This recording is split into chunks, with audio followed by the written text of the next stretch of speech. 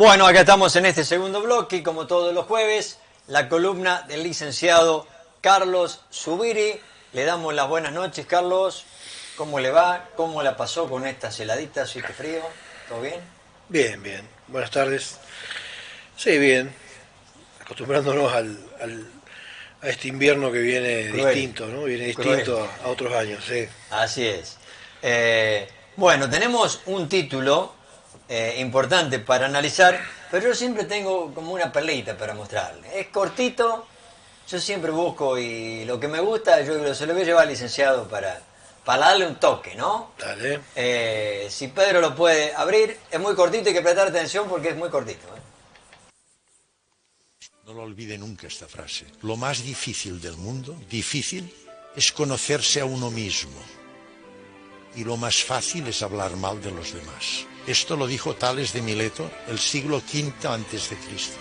Lo más difícil es conocerse a uno, descubrirse nuestra auténtica realidad, nuestra supraconciencia. Es lo más difícil. Y lo más fácil es hablar mal de los demás. Bueno, qué frase, ¿no? Es correcto lo que dice. ¿Mileto leíste algo de Mileto? ¿Lo conoces? Sí, Tales de Dale, Mileto, Mileto. filósofo presocrático. Amigo ¿Qué? mío, uno de mis amigos. De tu amigo. Sí. Tan la literatura. Sí, sí, por supuesto. eh, Sí, pero qué bien, ¿no? sí. Y hay gente muy inteligente. Es muy fácil hablar mal de los demás. Casi todos lo hacemos, ¿no? Pero conocerse uno mismo cuesta, ¿no? Vos sabés que la psicología como ciencia es una de las últimas disciplinas que se desarrolla como ciencia, porque casualmente lo último que hizo el hombre fue mirarse a sí mismo. Miró hacia su contexto y vio árboles y creó la biología. Vio animales, creó la zoología. Vio el cuerpo de otra persona y estudió la anatomía.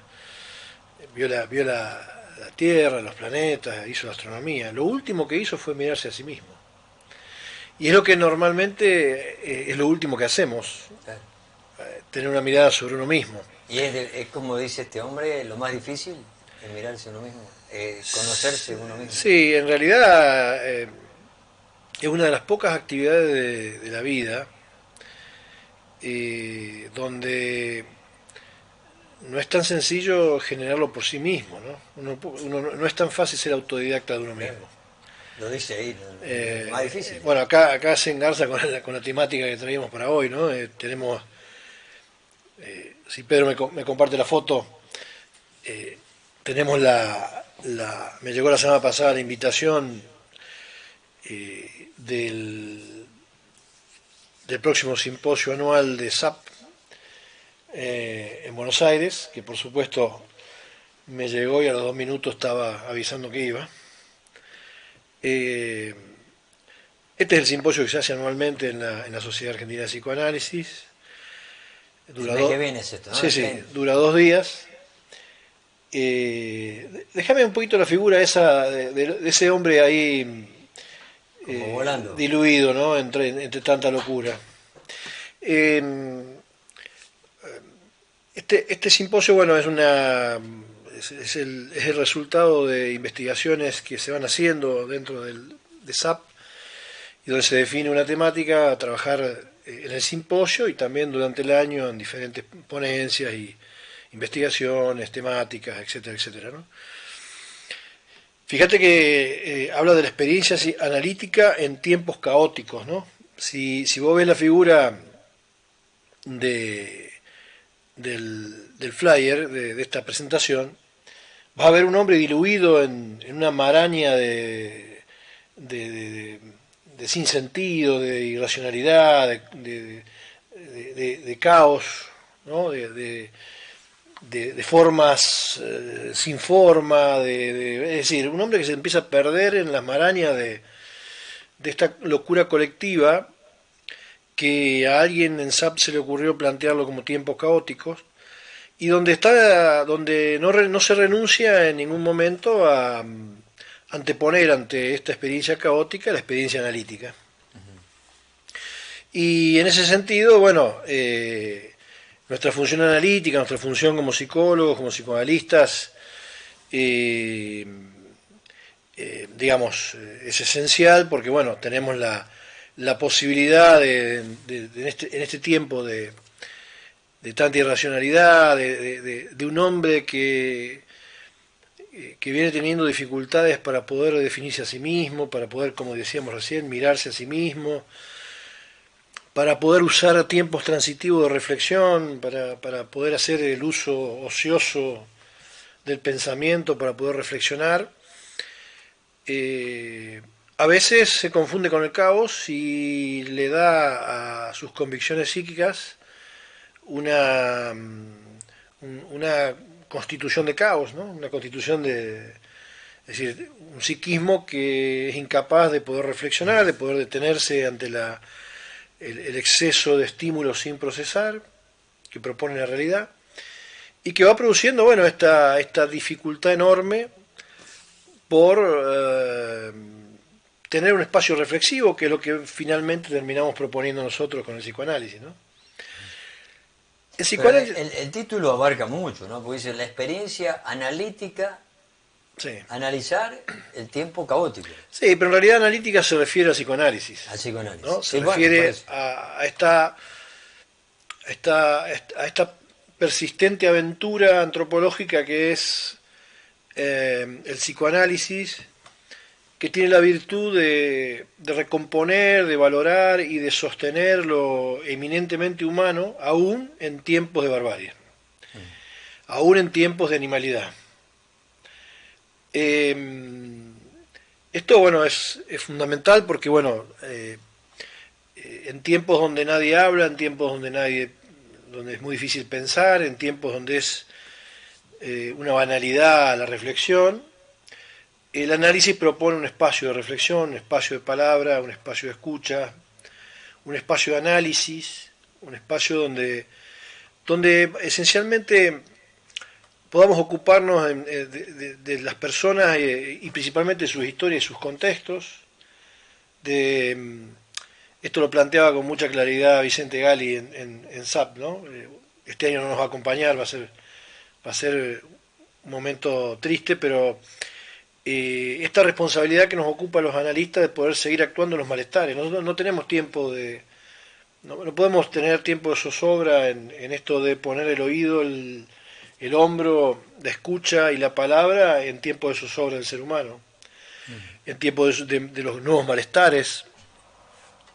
Se van reformulando los malestares, se van reformulando las inquietudes, se van profundizando los cuadros patológicos y, bueno, los analistas no evitamos transitar el barro que eso implique con el objeto de, bueno, conducir un espacio de análisis que pueda ser una eventualidad de construcción posible para un sujeto que necesita reconstruirse, como dijimos en el ejemplo que vos trajiste, necesita aprender a pensar, aprender a pensarse, encontrar recursos adentro, no tanto afuera.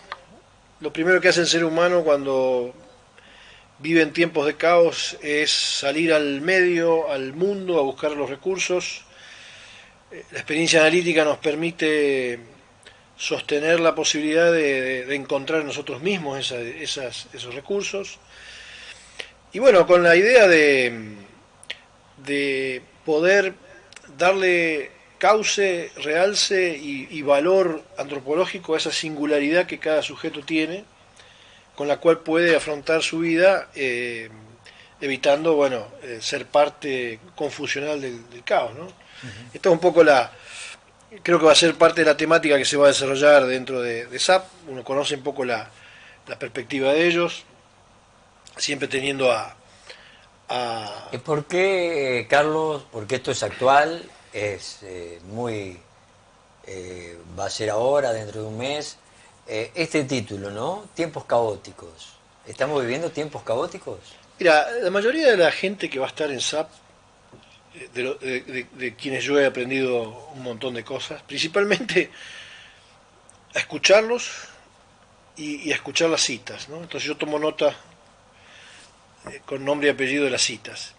Y vos sabés que en las citas de todos los simposios que he ido a SAP, y todas las reuniones que he tenido, ellos siguen mucho, aparte de estudiar mucho psicoanálisis, siguen mucho lectura de grandes sociólogos, de grandes pensadores, de grandes filósofos, todos contemporáneos de un relieve interesante.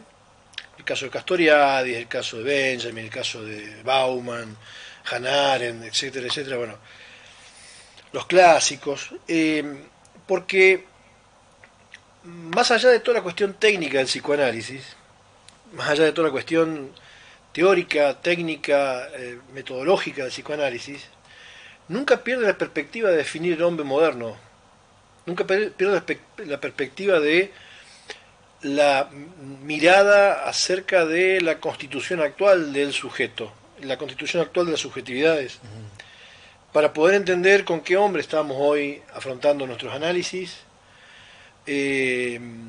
cuál es el imaginario que la sociedad tiene acerca del hombre, cuál es el imaginario que el hombre tiene acerca de lo que él cree que puede ser su vida, muy atravesado por el contexto, muy atravesado por este mundo donde es casi de especial dominancia, una vida de consumo y de ausencia de reflexión. Entonces el análisis o el psicoanálisis necesita también definir ese hombre, porque es con el hombre que se topa después en los diversos ámbitos donde esto se desarrolla, ¿no? Y es urgente porque vemos un hombre complicado. Los síntomas psicosociales de las desavenencias caóticas de la actualidad son preocupantes, ¿no? Todos los valores negativos de síntomas psicosociales crecen.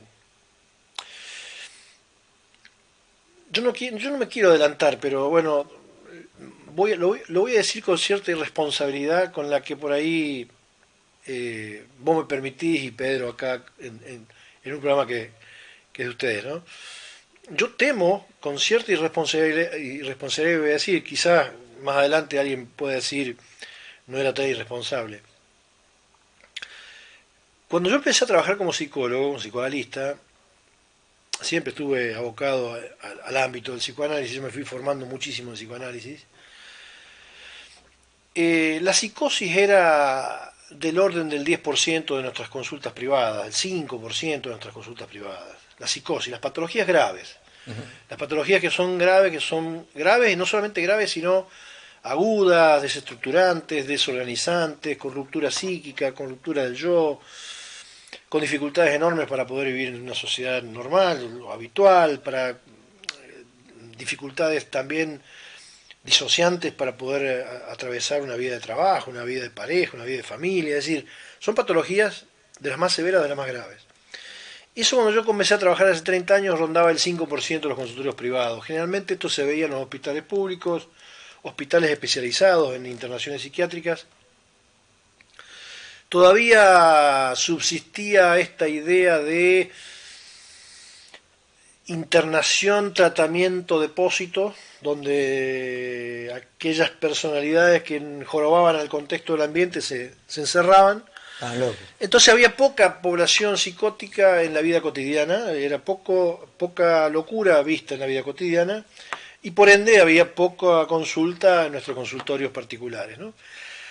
Incluso había algunas patologías que uno veía que eran patologías de borde, que después todo va a venir considerado dentro de la psicopatología.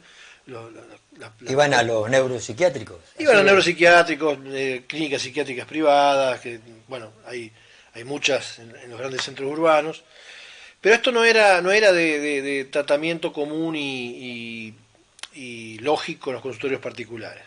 Uno veía, te repito, algunas situaciones de borde, algunos diagnósticos mixtos, algunas situaciones esquizoides, algunas melancolías o manías graves, todo lo que tuvo que ver siempre con el instinto de muerte del suicida melancólico, pero no veíamos las locuras maníacos, las locuras esquizoparanoides. Vuelvo a mi responsabilidad. Yo temo que en un tiempo no muy lejano esto va a ser muy común. Esto de ver psicosis va a ser muy común. Mirá, eh,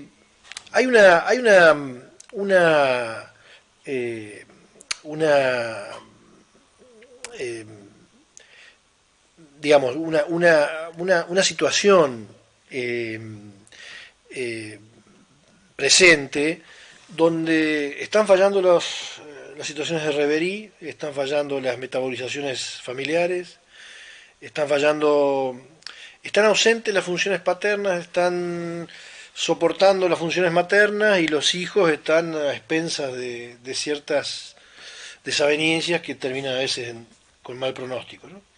Entonces, esta nueva modalidad de vida, esta nueva modalidad de vínculo, este contexto que arrasa con todo, incluso con las leyes lógicas de una familia que necesita subjetivar, va a traer aparejado un futuro donde va a haber mucho más indicadores de psicosis.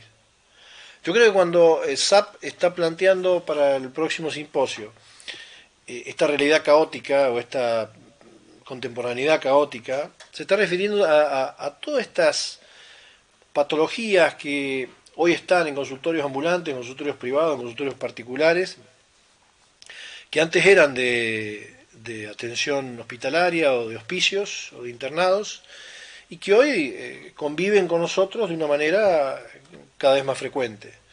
Ha crecido el índice de autismo, ha crecido el índice de esquizofrenia, ha crecido el índice de melancolía, las depresiones graves con instinto de muerte, repito, ha crecido el índice de suicidio. Crecieron todas las manías, todas las adicciones vinculadas a las manías. ¿Esto qué? ¿Por el contexto? Y ahí estamos viviendo en un contexto donde, a ver, el contexto invita al consumo, el contexto invita a un a una viabilidad sin los tiempos suficientes para metabolizar buenas experiencias, donde hay a veces un traspaso por la vida con una banalidad y una situación efímera que no termina en buenas metabolizaciones psicológicas para poder tener identificación y para poder tener una constitución psicológica. Entonces, frente a una situación crítica, frente a un cambio grande, frente a una situación que puede ser vivida como mínimamente traumática, de repente el psiquismo no soporta y aparece un brote, que generalmente es una neurosis que termina con un brote que termina en una psicosis. Esto es común, yo lo estoy escuchando muy frecuentemente en el consultorio, directa o indirectamente, ¿no? Inclusive Sí, me has llegado a contar que con los colegas hablas y les pasa lo mismo, es ¿no? es una preocupación actual, Luis. Yo creo que lo que intenta advertir la Sociedad Argentina de Psicoanálisis, pero también todos los organismos que están trabajando en esto, colegas, las universidades, etc. Bueno, estamos todos más o menos con la misma preocupación, ¿no? Hay una situación de catástrofe familiar Nos vamos a volver todos locos. y hay que recomponer estos elementos. A ver, ¿Y a cómo veces, se... bueno, a veces, nos volvemos todos locos. a veces, ¿Cómo se arregla esto? y a veces hay que dejar de ser, a ver, habría que volver un poco más, habría que dejar de un poco de lado ese placer hedonista por la tecnificación racional y volver un poco a ciertos espacios de romance donde ciertas cuestiones afectivas tienen que funcionar, ¿no? Yo no puedo poner a mi hijo con un sonajero que es un teléfono, tengo que estar yo. El video que vos mostraste que mostramos la semana pasada, Sí. ahí, digamos, ese hombre lo está preparando para la competencia. Parecía ser que nuestros hijos no importa que tengan psiquismo, lo que importa es que sean productivos, ¿no? Que sean competitivos. Y es un Sí. tema, a ver, la competencia tiene que ser una cuestión natural de la vida. Yo salgo a hacer con éxito mi profesión y sin darme cuenta compito porque, bueno, tengo otros colegas que son comparados o que son tenidos en referencia en función de lo que hace uno, lo que hace otro, pero que sea una cosa natural, no una cosa donde nos sacamos los ojos y donde terminamos todos siendo especie de sostenedores de cierta corrupción de contexto que termina en una cosa que todo vale y donde lo que se pierde en toda esa lucha es el sujeto, porque tenemos cada vez sujetos más irracionales. Hay una corrupción inmanente a los psiquismos actuales, ¿no? En esta cuestión, mira, yo hacía un número la vez pasada con los chicos del colegio, lo hago rápidamente acá para que la gente lo entienda. Cuando yo terminé en el año 85 el secundario, de 10 estudiantes, 9 se iban a estudiar a la ciudad. 8. De los 8, 5 o 6 llegaban. ¿Sí? En la actualidad de 10 se va a estudiar uno. Ese uno forma parte de un 100% que en los primeros 3 años de carrera el 50% deserta. De ese 50% que deserta pasan a ubicarse en un contexto definido como los ni. Ni trabaja ni estudia. Pero vos después vas a ver, esto lo podés leer en la Pero sociología, uno va a estudiar de cada 10. uno de cada 10. Hay espacio todavía sigue siendo mucha gente, pero es uno de cada 10. Te repito, va a formar parte de un 100% universitario que en los primeros 3 años de carrera el 50% deserta. Otra cosa, el primer año, el quinto o sexto año de aquella época de nuestro secundario, con la universidad era un eslabón que vos saltabas y entrabas. Hoy tenés que hacer 70 eslabones para llegar a la universidad. Esa es la distancia que hay entre la escuela media y la universidad. Y eso que la universidad no es aquella que teníamos nosotros. Pero igual hay 10 eslabones. Con lo cual, en ese cambio, ese proceso adaptativo, hay mucha deserción. Hay gente que no lo soporta. Volvemos. De ese 100% tenemos un 50% que entre primero y tercer año deserta. No termina. Ese 50% pasa a constituir una población que son los ni trabaja ni estudia. Pero después, si vos te fijas en el ámbito de la sociología, de la antropología, esta gente termina inserta en la vida de trabajo. Termina inserta en la vida del trabajo. ¿Y qué es esta población? Y tenemos un alto porcentaje que acepta ser explotado, porque es gente muy poco formada, con muy poca formación secundaria, muy poco formada, no terminó ningún estudio secundario, universitario, y pasa a formar parte de una mano de obra que es barata, porque no está formada. Hay gente que le conviene que todo esto sea así. Y después el otro 50% de los ni tiene la opción de las banquinas. ¿Qué serían las banquinas? Y en un contexto de tanta corrupción social, hay muchas cosas para hacer que te sacan de la mediocridad, te hacen lograr éxitos repentinos, haciendo malabares que están fuera de la ley. Y andar por la banquina significa estar fuera de la ley. Esto nos preocupa denodadamente porque es gente que termina adaptada al contexto, que inclusive llega mucho antes que voy que yo al contexto. A ver, a mí tener un poco de éxito no significa dinero, ¿no? Sí. Tener un poco de renombre, me llevó 30 años. Por la banquina se llega en un año. Lo que pasa es que vas por la banquina, ¿no? Te puede agarrar un foso, te puede agarrar una alcantarilla, te pueden poner reja, no sé. Pero el contexto está así. El contexto está así. El mundo está así. Las autoridades están así. Las grandes empresas están así. O sea, hay un contexto social que tiene estas características caóticas que planteábamos en el flyer de la Sociedad Argentina de Psicoanálisis, que forman parte de un contexto caótico. Me preocupa sobremanera, ¿no? Que de 10 uno puede ir a estudiar, ¿no? No es que uno pueda ir a estudiar. Yo creo que hay más que podrían ir. Ese uno va. No tienen motivación para estudiar, no entienden. La escuela secundaria hoy no es un elemento que le permita a los chicos entender cuál es la motivación para seguir con un estudio superior. Aparte, hoy un estudio superior implica 6 años de costo. Es mucho tiempo.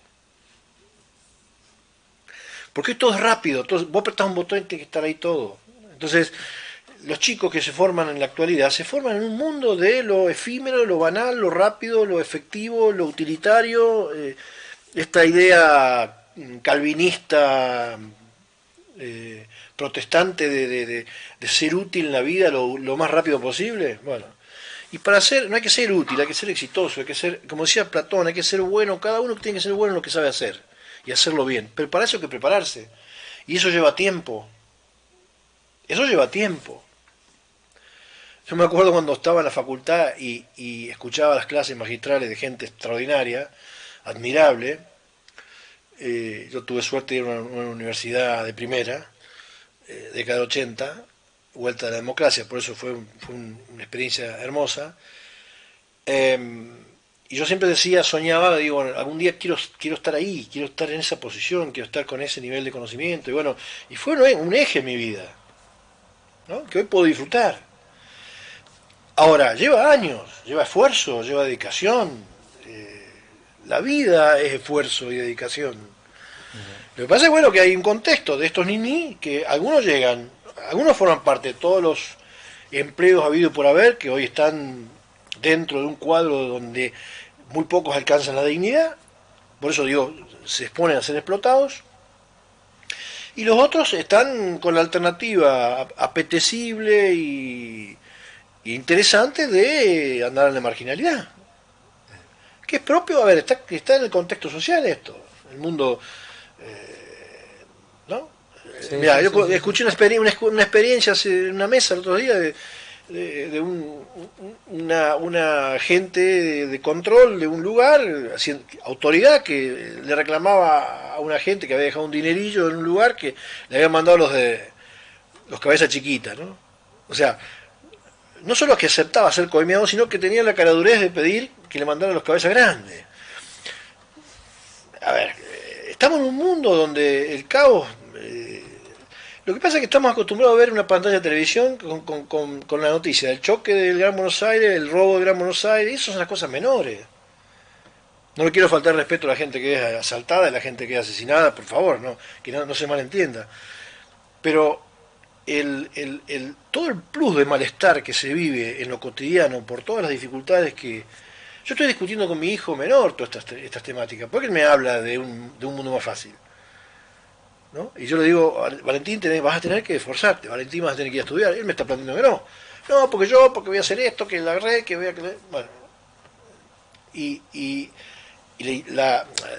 no es una conversación de imposición, pero uno trata de reflexionar con ellos de que, bueno, la vida con esfuerzo y con dedicación y con amor a lo que uno hace, nos deposita en un mundo donde, bueno, uno tiende a que siga siendo posible, ¿no?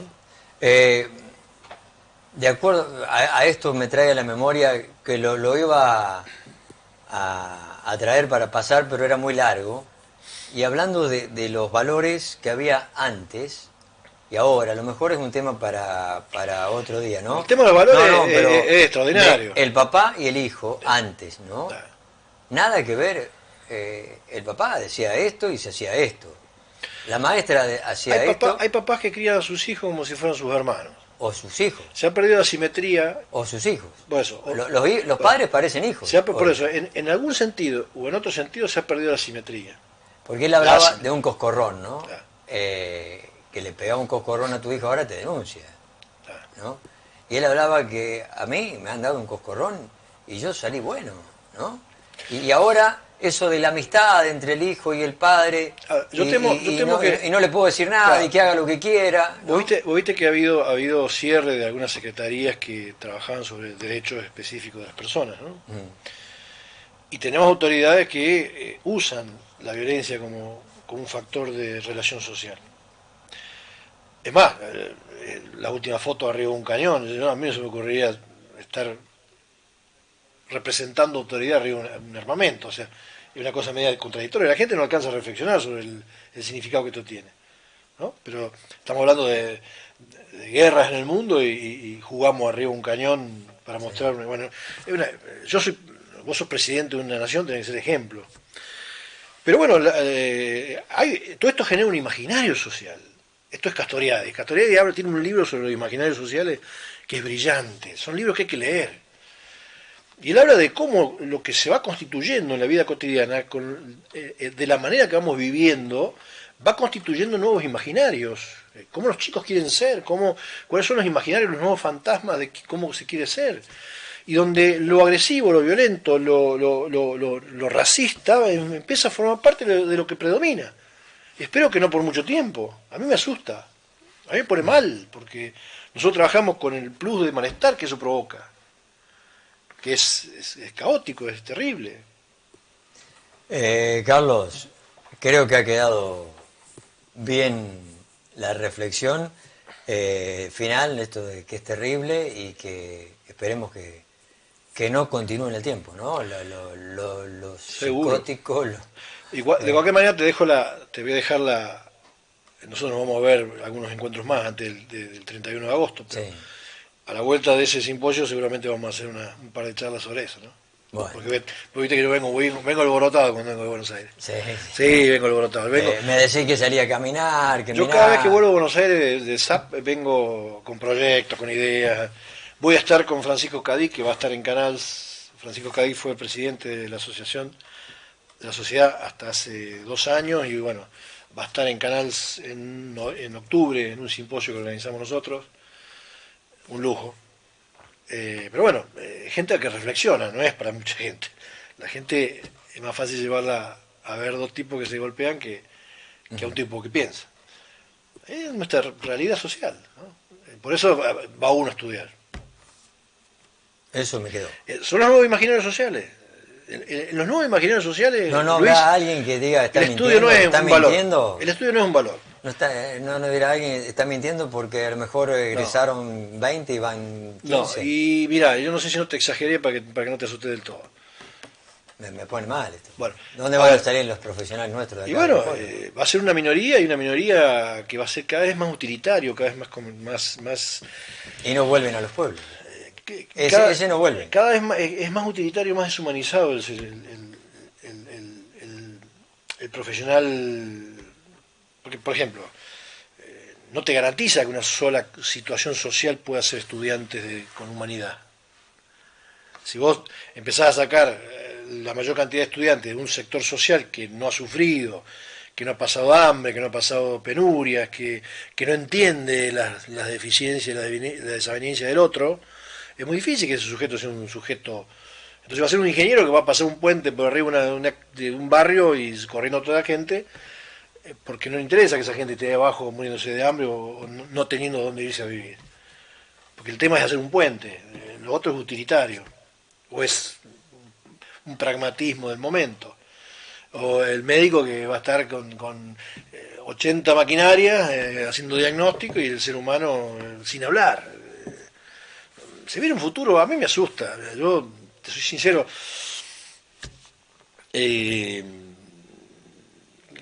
creo que he vivido una época muy hermosa, porque he vivido la década del 80 de todas las ilusiones con la formación, con todo lo que uno ha desarrollado. He podido ser sincero, coherente y muy feliz con la profesión que he desarrollado hasta acá.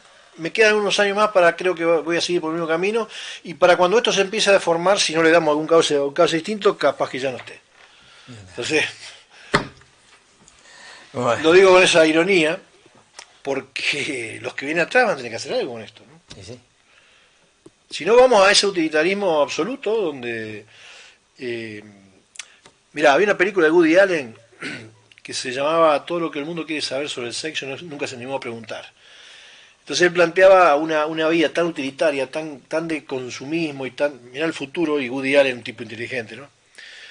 Que en lugar de tener relaciones, por ejemplo, afectivas o amorosas con mujeres, había un orgasmómetro. Era una creación fantasmática de la película de Woody Allen, sale de la cabeza de Woody Allen, donde vos ponías una ficha, vos ibas a trabajar y como estabas apurado, tenías un montón de ocupación en el maletín, te metías en unos aparatos redondos donde ponías la ficha y eso te generaba un orgasmo como si estuvieras con una mujer. Bueno, era una fantasía de cómo la gente no va a tener ni tiempo para adorar a una mujer o para adorar a su ser querido, ¿no? Vamos hacia un mundo donde estamos corriendo los afectos.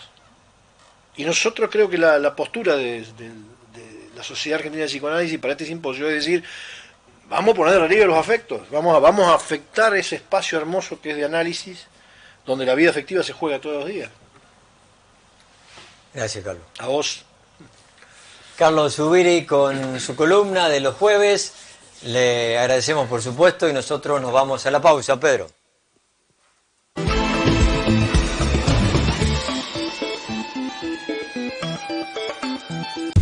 DFB, de Daniel Fernando Brito. Somos una empresa familiar que se dedica a la distribución y venta mayorista de quesos, fiambres y muchos productos más, desde Alejo Ledesma y para todo el sur de la provincia de Córdoba. Muy pronto estaremos en Arias y Canals. Trabajamos para unir a productores y consumidores con la mejor calidad y una excelente atención. Nos destacamos por la calidad. Somos distribuidores